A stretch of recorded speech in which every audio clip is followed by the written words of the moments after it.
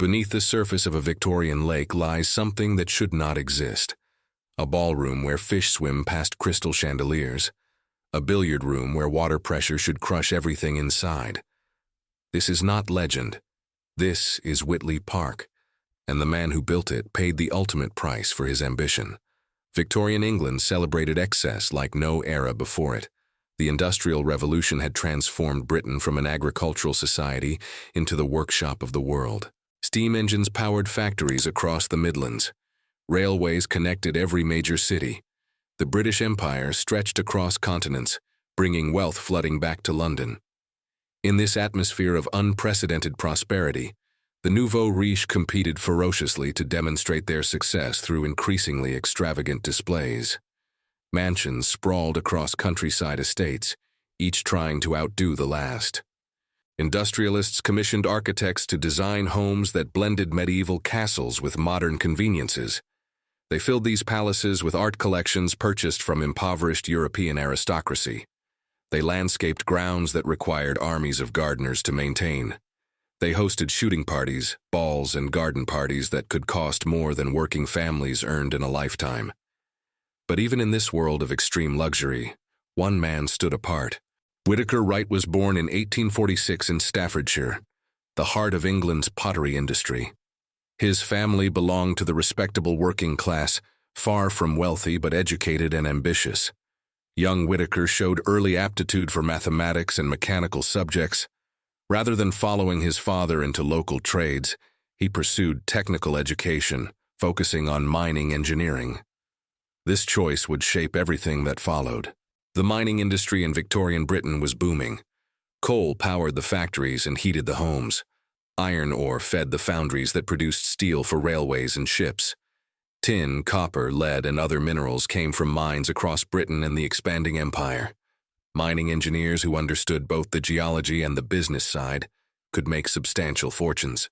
Wright studied the technical aspects thoroughly, learning how to assess mineral deposits, design extraction systems, and manage underground operations. But Britain's mines, particularly the precious metal deposits, were playing out. The easily accessible veins had been worked for generations. New opportunities lay overseas, particularly in the Americas. In the 1870s, Wright made the decision that would change his life. He sailed to the United States to seek his fortune in the mining boom towns of the American West. The American mining frontier was raw, dangerous, and potentially lucrative. Wright arrived in Colorado and later moved to mining operations in other western states. He worked first as an engineer, applying his technical knowledge to assess claims and design extraction operations. The work was challenging. Mines could collapse without warning. Equipment frequently broke down far from repair facilities. Labor disputes sometimes turned confrontational.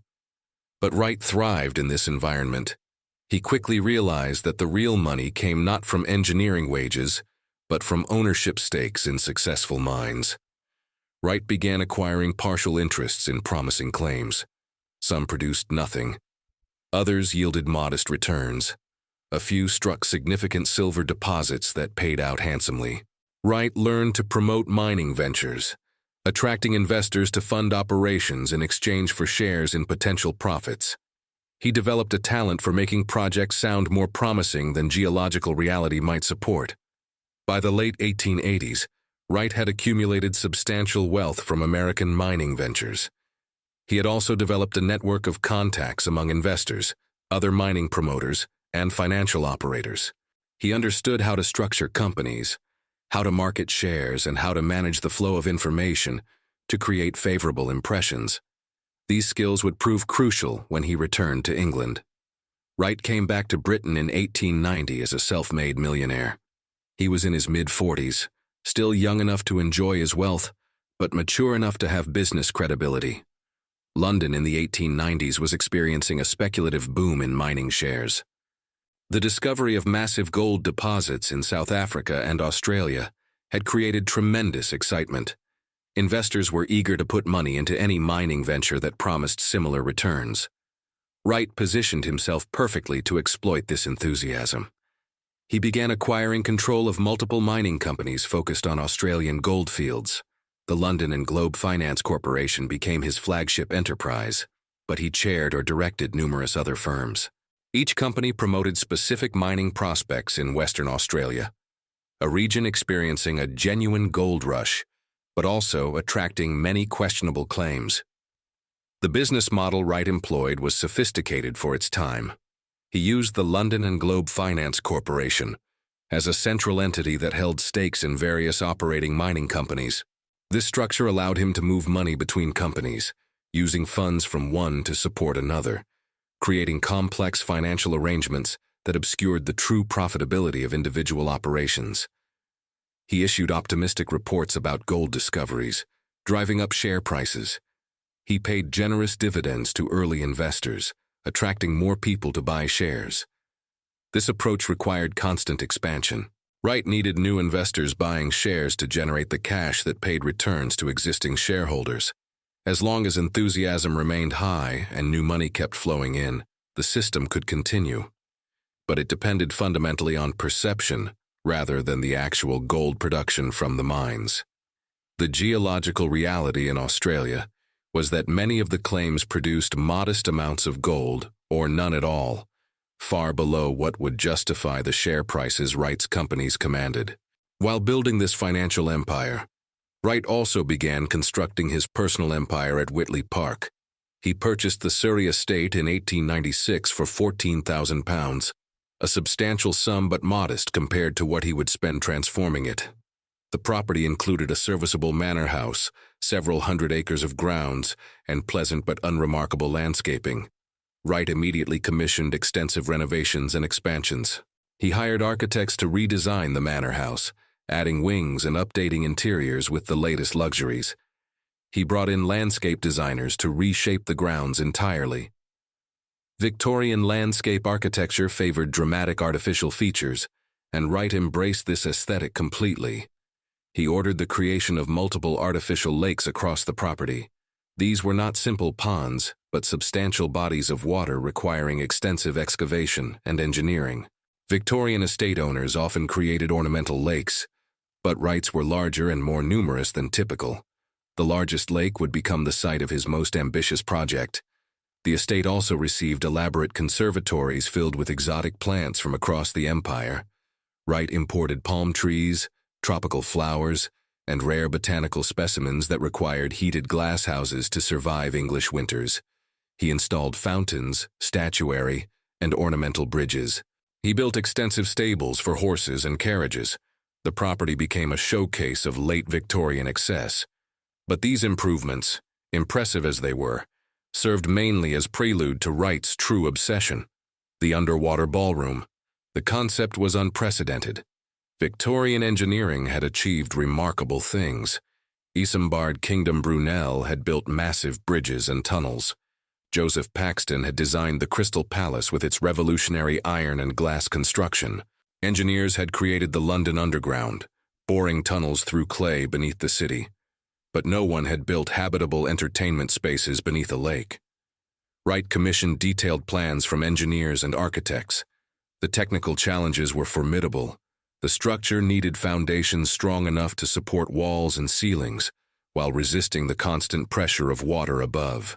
The walls themselves had to be waterproof yet transparent, requiring massive curved glass panels that did not yet exist in standard manufacturing. The interior needed ventilation, lighting, and decoration comparable to any fine London establishment. The construction process took several years and required specialized craftsmen for each element. Excavation crews dug into the lake bed, creating a level foundation below the waterline. Masons built thick walls from brick and concrete, designed to bear enormous loads. The walls rose to form two main chambers connected by passages, with the tops of the walls reaching just below the lake surface. The glass presented the most difficult challenge. Victorian glass manufacturing had advanced considerably from earlier centuries. Large panes were possible, and some experience existed with curved glass for conservatories and train stations. But the dimensions and strength required for underwater viewing walls exceeded anything previously attempted.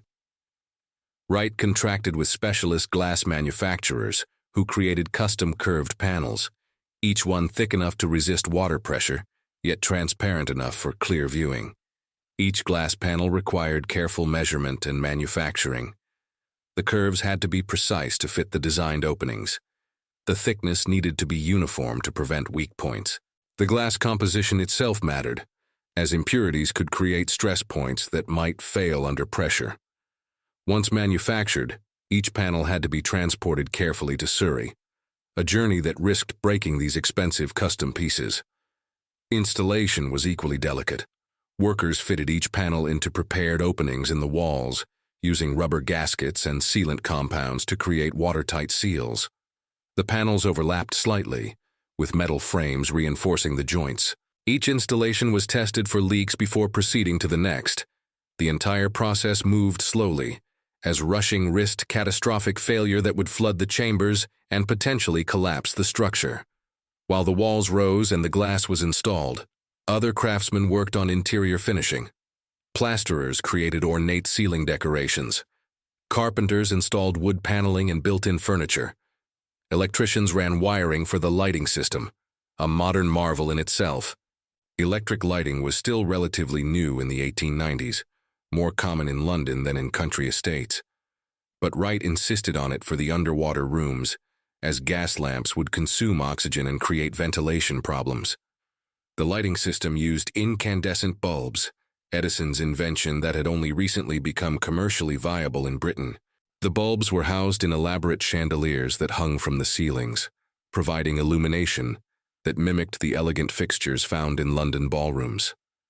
The electrical power came from generators installed elsewhere on the estate, with cables running underground to the lake chambers. Ventilation required another elegant engineering solution. Air is essential for human survival, and a sealed underground chamber would quickly become unbreathable. Wright's engineers designed a ventilation system that drew fresh air down through pipes and expelled stale air through other pipes, creating constant circulation. The intake and exhaust pipes ran up through the lake water to the surface. This is where the Neptune statue served its dual purpose. The massive sculpture depicted the Roman god of the sea, a thematically appropriate choice for a structure beneath a lake. Neptune stood on a small island or platform in the lake, clearly visible from the shore. But the statue was hollow. Air pipes ran up through the interior, disguised as part of the decorative sculpture. Fresh air entered through concealed vents at the base and traveled down to the chambers below. Stale air exhausted through different pipes, exiting through other vents in or near the statue. The statue itself was substantial, crafted from metal and standing several times human height. Victorian sculptors had experience creating large outdoor statuary, but this piece needed to combine artistic merit with functional engineering. The internal pipes had to be integrated without compromising the structural integrity of the sculpture.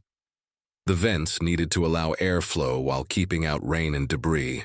The entire assembly had to withstand English weather indefinitely. Access to the underwater chambers came through a tunnel that descended from the lakeshore.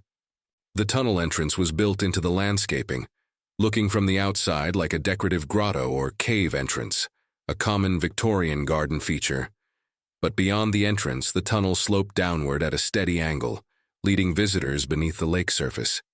The tunnel was perhaps 60 or 70 feet long, sufficient to reach the chambers positioned well out into the lake.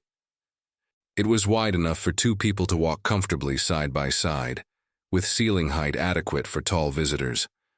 The walls were finished with brick and tile, and electric lamps installed at intervals provided illumination. The floor was level and paved, making the walk easy despite the unusual destination. The psychological experience of descending the tunnel must have been extraordinary for Victorian guests. They would leave the sunny garden, enter what appeared to be a decorative cave, and then find themselves walking downward through an artificially lit passage. The walls would be damp from condensation. The air would feel cooler. The sounds of the surface world would fade, replaced by the muffled quiet of underground spaces. Anticipation would build with each step. Then the tunnel would open into the first chamber, and guests would see what Wright had created. The ballroom spread before them, a full-sized entertaining space comparable to rooms in any London mansion. Parquet floors gleamed under the chandelier light. Decorative molding adorned the walls and ceilings. Fine furniture lined the perimeter, providing seating for guests who wanted to rest between dances. Everything looked utterly normal for a Victorian ballroom, except for the walls. The curved glass walls revealed the lake beyond. Fish swam past, visible in startling detail through the clear panels. Aquatic plants swayed in currents. Natural light filtered down from the surface, combining with the artificial light from inside to create an ethereal glow. The water itself was slightly greenish, typical of English lakes with algae and suspended particles, but clear enough for excellent visibility. The effect was surreal, like standing inside a giant aquarium. The second chamber, the smoking and billiard room, connected to the ballroom through an interior passage. This room catered to male guests, as Victorian social customs dictated. While ladies continued dancing or conversing in the ballroom, gentlemen could retire to this separate space for tobacco, drinks, and games. The room contained a full-sized billiard table, comfortable leather seating, and all the amenities expected in a gentleman's club. The billiard room also featured the curved glass walls with underwater views. Imagine playing billiards while carp glide past the windows. The incongruity must have been delightful to Victorian guests, combining familiar leisure activities with an impossible setting.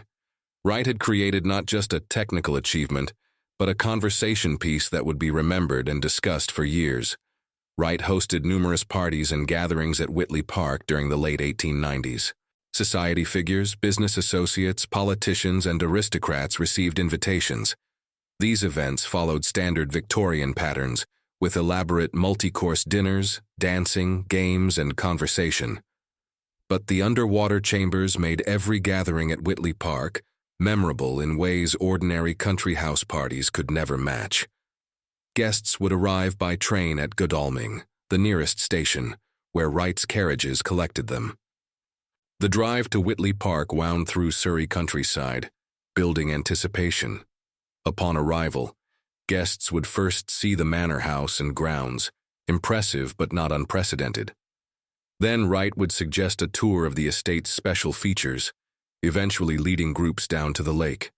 The reveal was carefully staged. Wright understood theater and spectacle. He would guide guests to the tunnel entrance, perhaps hinting at something unusual ahead but not fully explaining. Then they would descend, experiencing the transition from normal garden to underground passage to the impossible underwater ballroom. The surprise and delight were part of the entertainment Wright offered. Contemporary accounts from guests who visited Witley Park describe amazement at the underwater rooms. Letters and diary entries from the period mention the experience, confirming that Wright achieved his goal of creating something truly memorable. These historical records provide valuable documentation of what the chambers looked like and how they functioned during Wright's ownership. The cost of creating Witley Park, including the underwater complex, was staggering. Exact figures are difficult to establish from Victorian records, but estimates suggest Wright spent over £500,000 on the estate improvements. In context, that sum represented an enormous fortune. A comfortable middle-class family could live well on £200 per year. A substantial country house might cost £10,000 to purchase.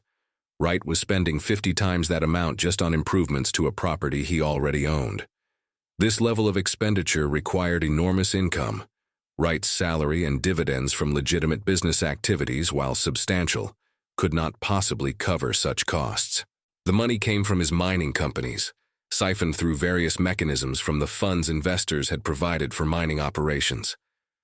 Wright was literally building his underwater fantasy with other people's money they believed was being invested in Australian gold mines. The London and Globe Finance Corporation and related companies continued issuing optimistic reports throughout this period. Press releases announced new gold discoveries. Company publications showed impressive dividend payments. Share prices remained high, encouraging more investment. Wright cultivated relationships with financial journalists, ensuring favorable coverage. He projected confidence and success, making it easy for potential investors to believe the glowing reports. But behind this facade, the actual mining operations in Australia were producing disappointing results. Some mines yielded small amounts of gold, barely covering operating costs. Others found no significant deposits at all. The gap between the promised returns and actual production grew steadily wider. Wright covered this gap by using money from new share sales to pay dividends to existing shareholders, the classic structure of what would later be called a Ponzi scheme. This approach had a built-in time limit. Eventually, either new investment would slow down or the demands for dividend payments would exceed incoming funds. Wright tried to forestall this reckoning by expanding into new ventures, acquiring more mining companies, and promoting fresh opportunities. But each expansion added complexity and increased the eventual collapse when it came. The Victorian financial world had less regulatory oversight than modern markets. Companies were not required to have independent audits. Financial reporting standards were minimal. Directors had substantial latitude in how they presented company finances. This environment allowed Wright to continue his schemes much longer than would be possible today. But it also meant that when problems emerged, they emerged suddenly and dramatically.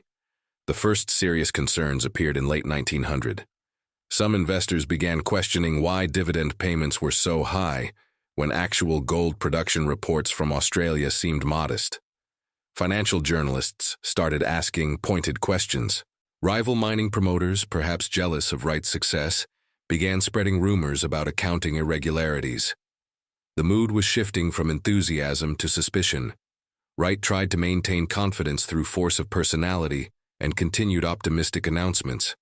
He pointed to the steady dividend payments as evidence of success. He arranged for supportive articles in friendly newspapers. He made public appearances that projected confidence and stability. For a while, these efforts kept the situation under control. But in December 1900, the structure finally collapsed. The London and Globe Finance Corporation declared bankruptcy with debts exceeding £4 million, an astronomical sum for the era. The announcement shocked the London financial community. Thousands of shareholders discovered their investments were worthless. Many had put substantial portions of their savings into Wright's companies, based on the promised returns. Now they faced financial ruin. The collapse triggered immediate investigations. How had such a large company failed so suddenly? Where had the money gone? Who was responsible? Attention focused quickly on Wright, who had chaired the company and controlled its operations. Preliminary examinations of company records revealed concerning discrepancies. Money had moved between companies in ways that suggested deliberate concealment of losses. Wright recognized the danger he faced. Criminal charges seemed inevitable. The evidence of wrongdoing was extensive. Rather than face immediate arrest, he fled England. He sailed to the United States, perhaps hoping that his old connections in American mining circles could provide refuge, or that he could rebuild far from British justice. But British authorities moved aggressively to pursue him. They initiated extradition proceedings, arguing that Wright had committed fraud in Britain against British investors and companies registered in London. The legal process took time, involving hearings in American courts and diplomatic negotiations between the British and American governments. Wright hired lawyers to fight extradition, but the evidence against him was substantial. After months of legal maneuvering, American courts approved extradition. In 1902, Wright was returned to England in custody.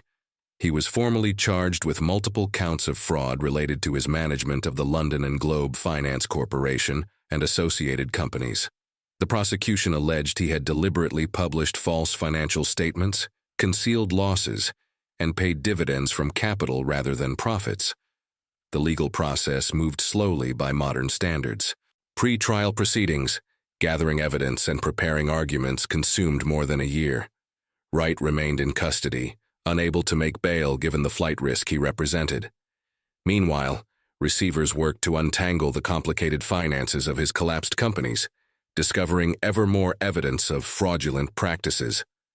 The trial finally began in January 1904 at the Royal Courts of Justice in London.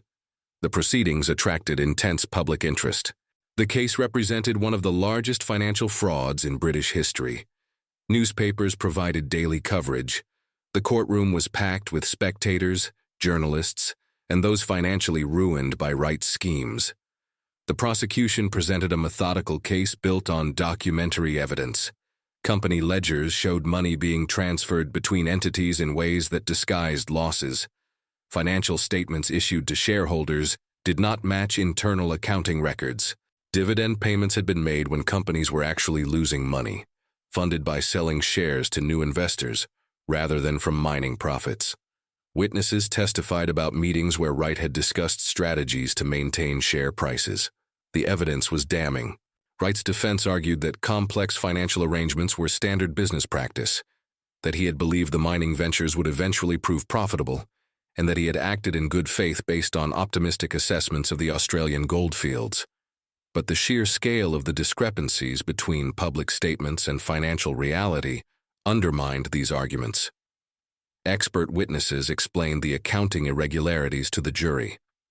Former business associates of Wright testified about conversations that suggested he knew the companies were insolvent. Investors who had lost everything gave emotional testimony about trusting Wright's promises and now facing poverty. The trial painted a portrait of systematic deception spanning years. Wright himself testified, attempting to explain his actions as reasonable business judgments that had unfortunately not worked out. He portrayed himself as an entrepreneur who had taken risks that failed, rather than a deliberate fraudster. But his explanations could not account for the specific falsified records and misleading statements documented by the prosecution. The trial lasted several days, shorter than many modern fraud cases but substantial for the Edwardian era. After hearing all evidence and arguments, the judge instructed the jury on the relevant law. They retired to deliberate on whether Wright's actions constituted criminal fraud or merely aggressive, but legal business practices. On January 26, 1904, the jury returned with their verdict. They found Wright guilty on all charges. The judge then pronounced sentence, 7 years of penal servitude, a harsh punishment that reflected the severity of the crimes and the enormous harm done to victims. Penal servitude meant hard labor in prison, not merely confinement. For a man of Wright's age and background, it represented a devastating fall. What happened next stunned everyone present. As the judge finished pronouncing sentence, Wright reached into his pocket. He brought something small to his mouth and swallowed quickly. Within moments, his face contorted. He collapsed in the dock, gasping. Court officials rushed to him, but his condition deteriorated rapidly. He had swallowed a cyanide compound, a powerful toxin that kills quickly. Doctors were summoned immediately, but there was nothing they could do. Cyanide compounds disrupt cellular respiration, preventing cells from using oxygen. The effect is rapid and, in sufficient doses, fatal. Wright died in the Royal Courts of Justice within minutes of hearing his sentence. The dramatic finale shocked the courtroom and made headlines across Britain. Investigation revealed that Wright had carried the cyanide capsule into court, concealed in his pocket. Whether he had planned this outcome from the beginning or made a spontaneous decision upon hearing the guilty verdict remains unknown. He left no note explaining his final choice. The act ensured he would never serve his sentence and prevented any appeals or further legal proceedings. Wright's sudden passing complicated the legal aftermath. Victims of his fraud had hoped for some satisfaction from seeing him imprisoned. His choice eliminated that possibility. It also prevented any chance he might cooperate with authorities to help recover funds or fully explain where money had gone.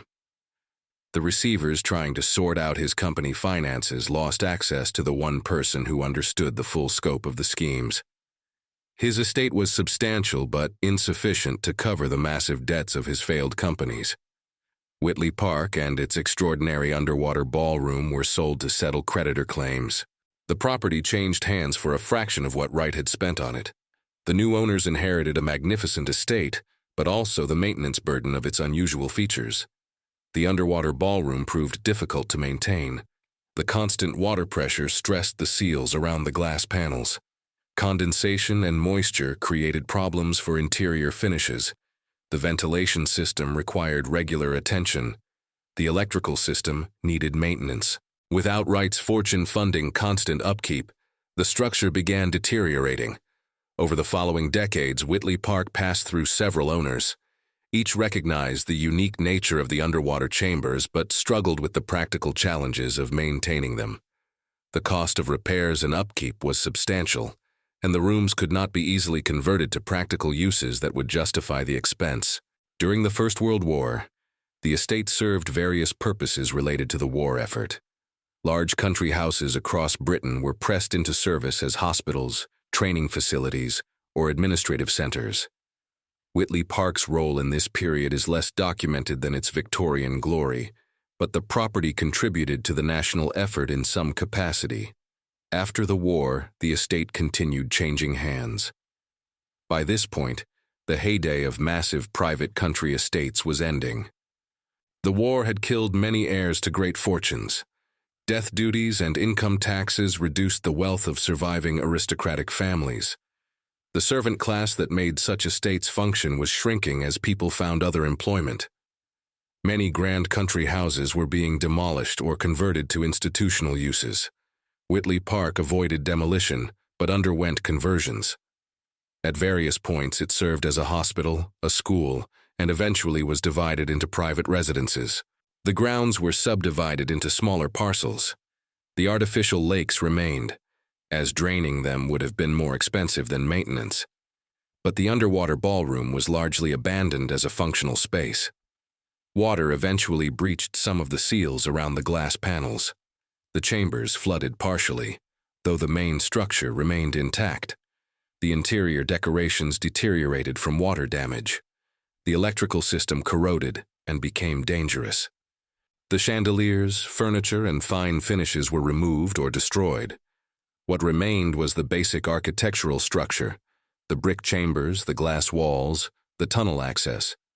By the latter half of the 20th century, the underwater ballroom was largely forgotten by the general public.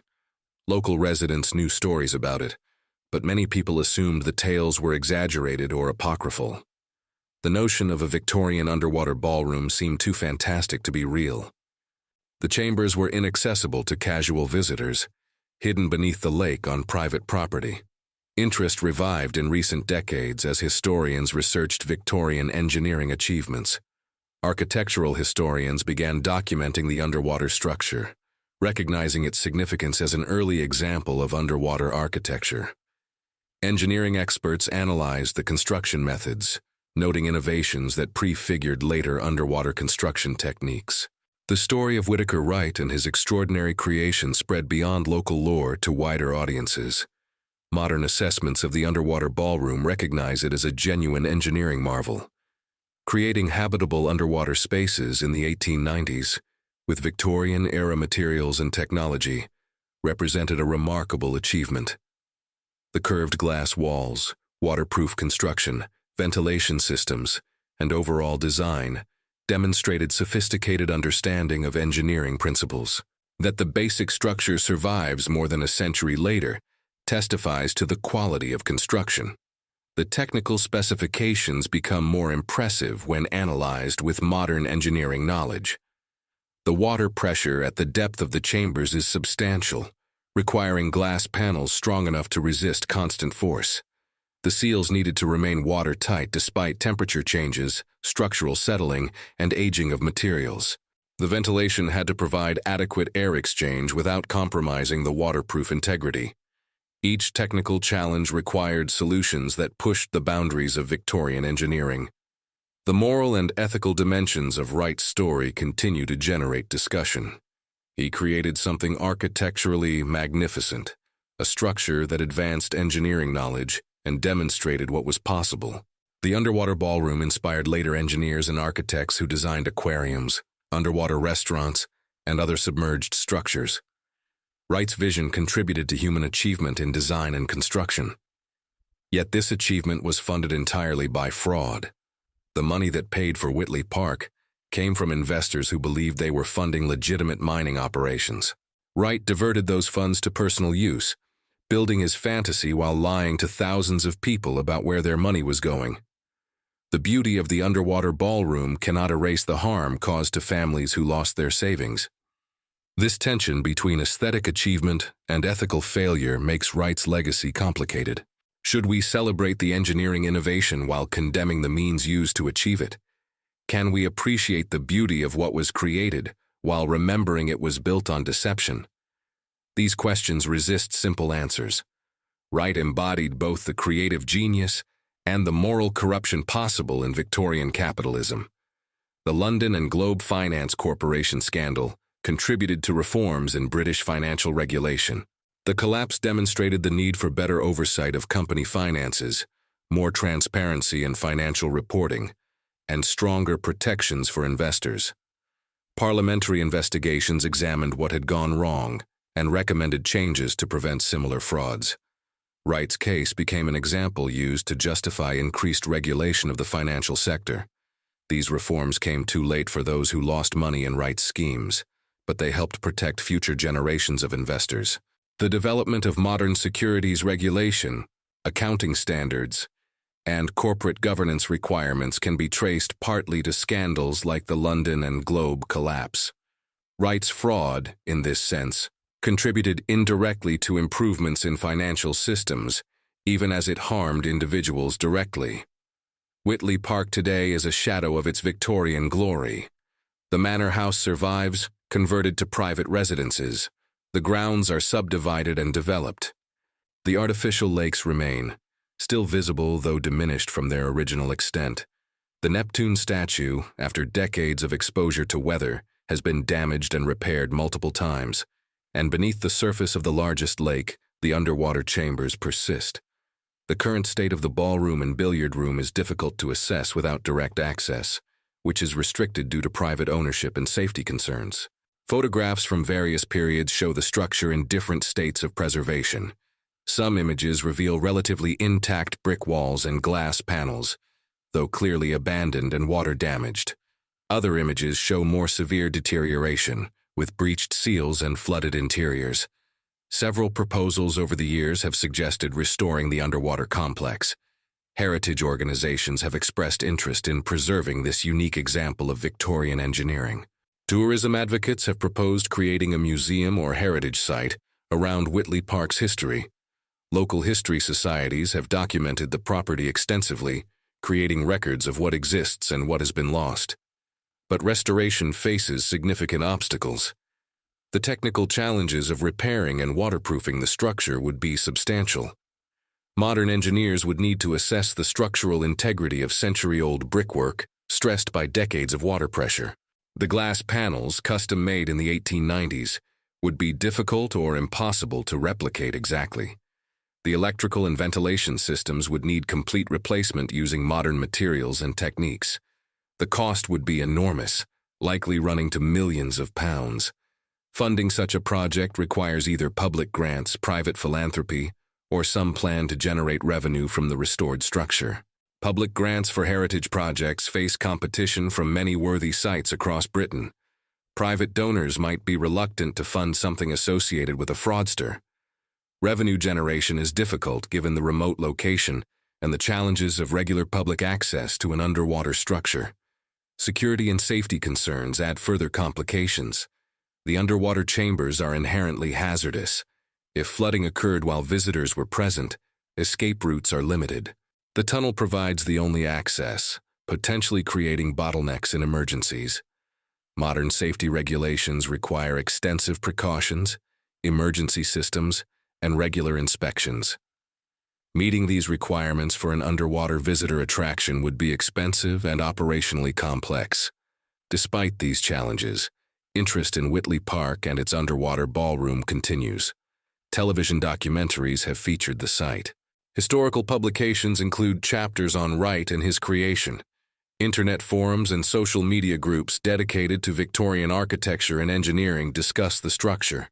Urban explorers and history enthusiasts seek information about accessing the site, though current owners restrict access to protect both the property and potential trespassers.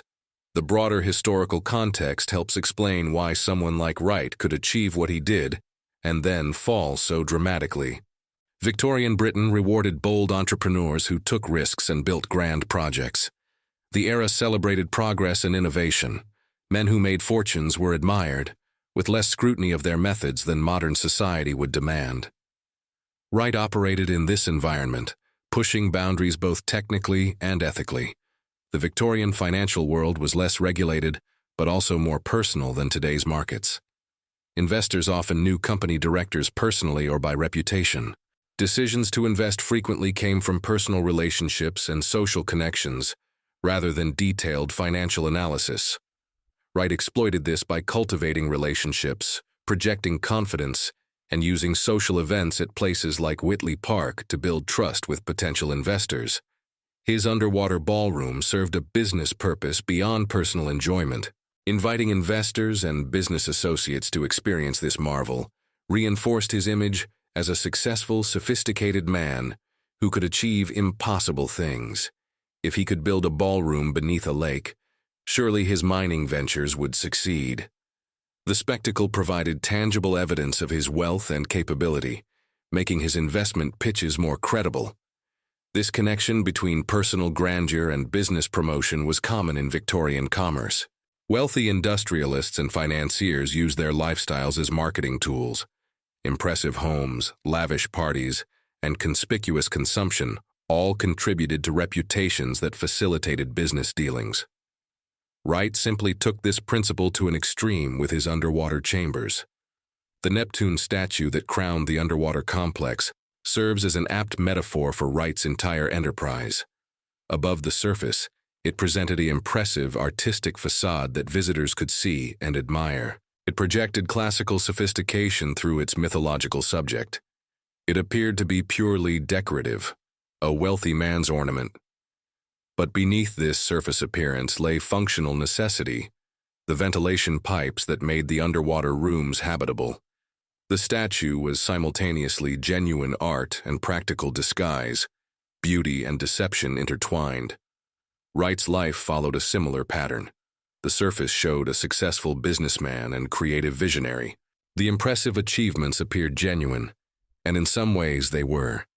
The underwater ballroom was real, the engineering was sophisticated, and the vision was extraordinary. But beneath this surface lay fraud, deception, and other people's money diverted from its intended purposes. The man and his creation both embodied this duality. His final act in the courtroom was equally theatrical. Rather than accept imprisonment and gradual obscurity, Wright chose a dramatic exit that ensured his story would be remembered. The decision to end his life at the moment of legal judgment created a narrative conclusion as striking as the underwater ballroom itself. Whether this was bravery, cowardice, or simply a last performance for an audience is impossible to determine. The victims of Wright's fraud received little from his estate after it was liquidated. The gap between the company debts and available assets was too large. Most investors lost their entire stakes. Some families were financially ruined. The human cost of Wright's schemes extended far beyond the immediate monetary losses, affecting children's educations, family security, and future prospects. These consequences rarely appear in discussions of the architectural achievement at Witley Park, but represent the other side of Wright's legacy. Modern visitors to the area can see little evidence of the extraordinary structure beneath the lake surface. The water appears ordinary, perhaps noting the Neptune statue if it remains visible. The tunnel entrance is sealed or concealed. The property is private, with no public access, but knowing what lies beneath transforms how we view that seemingly ordinary lake. The hidden marvel represents both human capability and human failing. The question of whether the underwater ballroom should be restored remains unresolved. Arguments exist on multiple sides. Heritage advocates note its unique historical and engineering significance, arguing that such an extraordinary structure deserves preservation. Practical voices point to the enormous cost and limited public benefit, suggesting resources might be better spent elsewhere. Some argue that leaving it undisturbed serves as a more fitting memorial to Wright's complicated legacy. If restoration did occur, how should the site be interpreted for visitors? Should it celebrate the engineering achievement while noting the moral failures? Should it focus primarily on the victims of Wright's fraud? Should it examine the broader context of Victorian capitalism and its excesses? These interpretational questions have no simple answers, yet they would need to be addressed in any public presentation of the site. The underwater ballroom at Witley Park stands as a monument to human ambition in all its complexity. It demonstrates what becomes possible when vision, resources, and determination combine. It shows that technical challenges can be overcome through innovation and persistence. It proves that Victorians could create marvels that still impress more than a century later. But it also reminds us that achievements can be built on unethical foundations, that beauty and deception can coexist, that the same person can create wonders and cause immense harm, that the drive to build something impossible can lead someone to cross moral boundaries they should respect. Wright's underwater chambers embody all these contradictions. More than 120 years after their construction, the rooms beneath the lake survive. The bricks remain stacked. The glass, where intact, still shows the water beyond. The tunnel still descends from shore to chambers. The physical structure endures longer than the man who built it, longer than the companies that funded it, longer than the empire that made such excess possible. Stone and glass outlast ambition and fraud alike, leaving us with this haunting reminder of what one Victorian dreamer created and destroyed.